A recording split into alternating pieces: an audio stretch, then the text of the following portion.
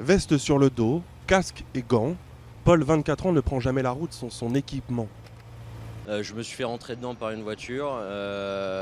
Si j'avais pas eu de casque, j'aurais probablement un traumatisme crânien. Si j'avais pas eu de veste, j'aurais probablement plus beaucoup de peau sur les bras et sur les jambes. Si j'avais pas eu de gants, la même chose pour mes mains. Avec le beau temps, les conducteurs de 2 roues motorisés ont tendance à oublier leurs équipements de protection, enfin surtout les 14-24 ans.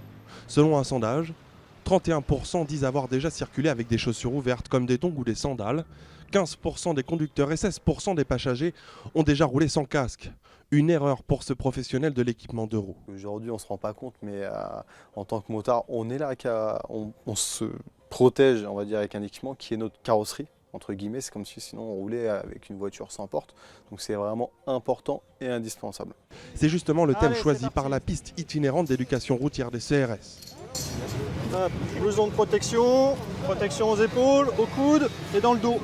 Toute la semaine, ici à Rosny-sous-Bois, les CRS apprennent aux jeunes de la ville les bonnes pratiques en matière de sécurité. Ça marche, le frein avant. D'accord, c'est parfait. Allez. Ils remarquent surtout que le manque d'équipement est une histoire de budget. On s'aperçoit qu'un jeune, quand il a par exemple 1000 € pour acheter un deux roues, c'est 1000 € dans le deux roues. Et après l'équipement, ça passe en deuxième.